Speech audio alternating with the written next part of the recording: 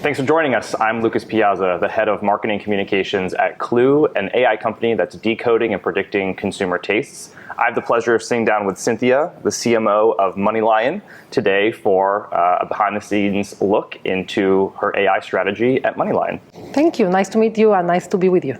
Wonderful. Can we start with a quick introduction to who you are, a little bit of your background and your role at MoneyLion? So I have about 20 years of marketing experience in big companies like Nestle and Walmart, and I've also worked in some of the early e-commerce companies like Guild and Bonobos. I currently run marketing at MoneyLion. MoneyLion is a financial app that is basically the only money app people will need. We have some elements of a neobank, like a banking product, a cash advance, managed investing, but we also have a very heavy emphasis on guidance. Yeah. And also we have community features, so it's slightly different, and I know we'll talk more about this. My role is basically full funnel marketing, making sure that people know about MoneyLion, acquiring customers at the lowest possible CAC with the highest possible ROAS, and retaining them with the ultimate North Star of enabling them to A, make better financial decisions, and B, reach financial freedom by using our app. Incredible.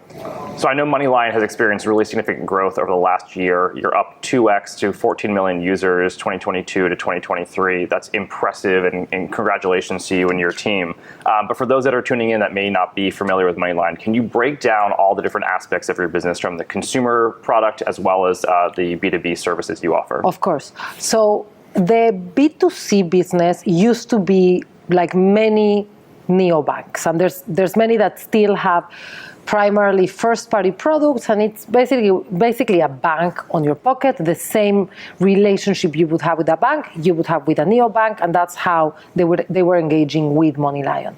In the past couple of years, through an acquisition of two B2B companies, we have moved on the direction of a marketplace.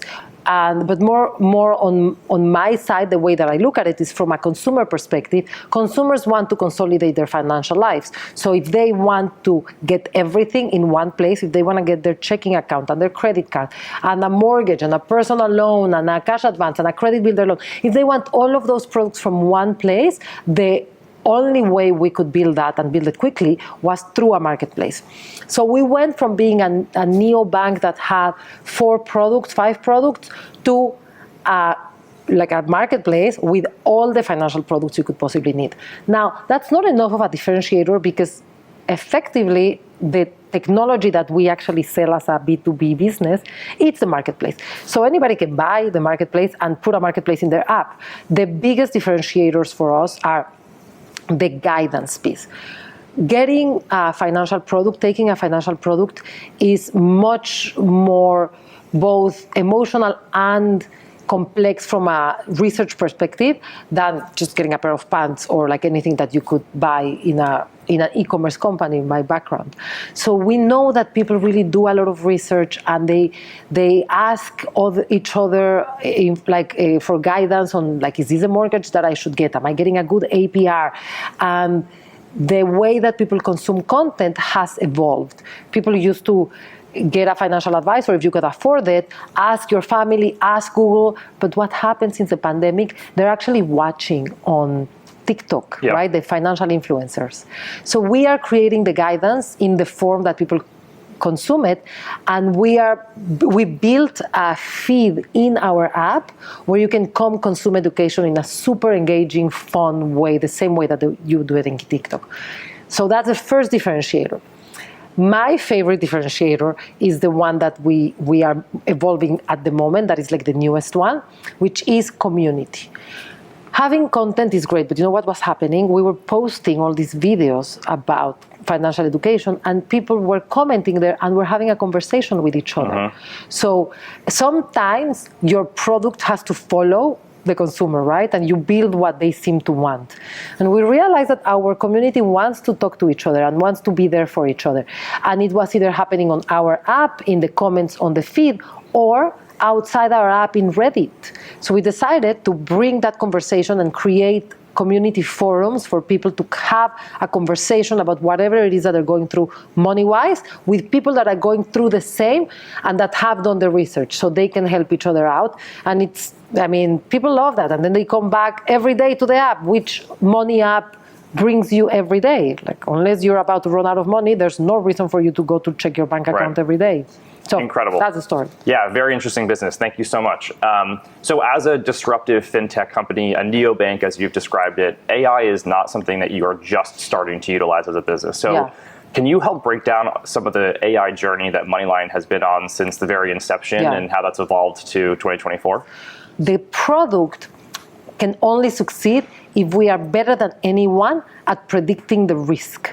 Because if we can't charge you if you don't pay us, we only want to give you the cash advance if your likelihood to default on that payment is nearly zero. Yeah. So through artificial intelligence, we have been for 10, 11 years optimizing this algorithm to perfect the offer and say, okay, you're newish, we have less information about you, you're gonna get a lower number. But as we learn more about you, you get a higher amount, and then you stick with us, right? So we started using artificial intelligence in the product development to predict risk, to prevent fraud. Yep. Then we started using it to predict the next best action. Because if you think about the marketplace model and the content model, it's just like any social media company. It's impossible for us to show everyone everything that we have. So if you come here on the same day somebody else comes to the app, they should see different things based on your financial situation, based on the content that you consumed yesterday. And without artificial intelligence, then you have people tagging content manually or creating segments. Like in the spectrum of personalization, 10 years ago, we were on one size fits all. I don't know, 2 years ago, we were on segments. We have the segment of people that look like they have low credit score, low cash balances, low cash flow. They probably need these products, they probably need this content. And we have this other segment that has high income, high credit score. They probably need a credit card instead of a cash advance. But now it can be fully personalized one-on-one from almost the first time you visit us. Not the first time you visit us, but almost the first time. So Qloo is a 12-year-old AI company. We think one of our biggest strengths is the amount of data that our models sit on. Yeah. And it's not something you can really fast forward. I know that MoneyLion also has a very large CDP and a ton of data that you guys are sitting on. Yeah. So can you talk a little bit about the importance of data acquisition, data hygiene, and kind of unleashing data for these AI applications you've discussed? We built a CDP a few years ago that gives us access to everything that you can know from somebody's behavior, and also explicit data. People give you data, like information, because if you ask them, like when you download the MoneyLion app, we ask you things. Your name, your email, your income, your credit score, your social security number. Then people start linking their bank account. So we get information that they're giving us voluntarily. Yeah. But every action that you take, it's also information that in some cases it's more valuable, right? Like you may say in the onboarding, I'm interested in saving and in saving for my retirement.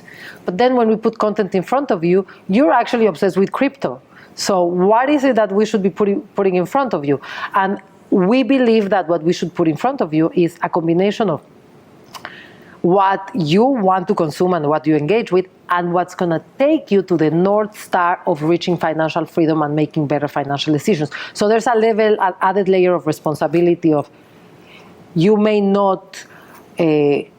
need a little bit of steering on what is the right decision. Ultimately, it's your decision what financial product you take, but it's our responsibility to put in front of you the product that's going to help you get there. I would say that there's high expectations now because customers have become much more comfortable with providing data. Like, I don't know, I remember like 5 years ago, we would be having a conversation in a marketing room, and we would be saying, do people really want to know that we are following them and that we are changing their experience? We were worried about it 5 years ago. And it has become clear now that the customers in general are okay with providing you data as long as they believe that you're using it on their benefit. Like if you make my experience better, if you help me not waste time putting in front of me content that is useless, then I'm all for giving you data. And number two, that is secure, that there's not going to be a data breach, that I'm not going to be in trouble because I gave you my data. So building that trust. It's clear that AI is being used in a number of ways to optimize the customer experience with MoneyLion. But let's go behind the scenes and how AI is being used by you and your marketing team within MoneyLion. So what are some of the ways that you guys are starting to experiment with the latest and the greatest AI tools for all aspects of your workflow? We use, obviously, the basics of like ChatGPT. Our ESP, Iterable, uses AI to create subject lines and creative. So all of that, which is, it's created to increase efficiency, increase effectiveness, and honestly, also it's allowing us to do a lot more with a much smaller team that we do. And I think that as a CMO, that's great, because I don't need a huge team to be able to generate an outsized outcome and impact the company at levels that I didn't think it was possible. And it is because we have incorporated AI tools that we don't build to do a better job faster and more effective. Now, in terms of what the customer sees, we have a few tabs in our app, if you see it, and the first tab is a stream of content. For the other marketing leaders that are listening in, what advice do you have as a fellow leader of creating and fostering a community of experimentation and adopting different AI tools within their own organizations? Just like find whatever is that is your goal. Yeah. And research. There's so many new companies popping up that really can make you a superhuman. So think about AI as you can have a team of cyborgs, right? You can have a team of superhumans. And so that's the answer to how to use AI. Yeah. Just like try it and test it. We actually were interested in improving our ROAS for our campaigns. And we found a company that's what they do is they add a layer of AI to our marketing spend in Google. We A/B tested it and we got 30% increase in ROAS. Yeah.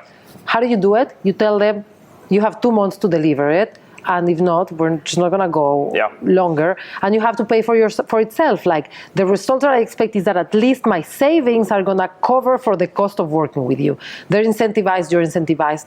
It works that way. And how do you build that culture of experimentation?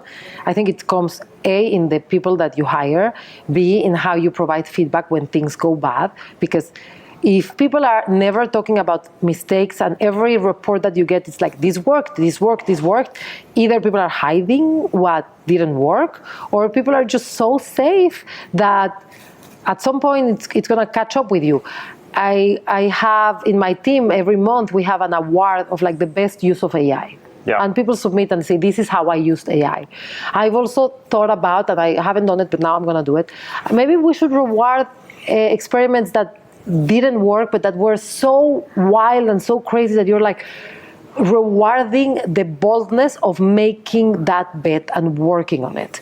We haven't done it, but we do reward use of AI specifically, and we vote, and everybody submits their projects, and they say, this is how we used it, these are the savings or the effectiveness. So just find ways to get people excited about it. Excellent advice. Yeah, experimentation is not always easy. It's not always clean, so you have to reward the failures and the messiness of it all as well. Thanks for tuning in. Cynthia, Chief Marketing Officer from MoneyLion. Thank you so much. Thank you. Nice to talk to you.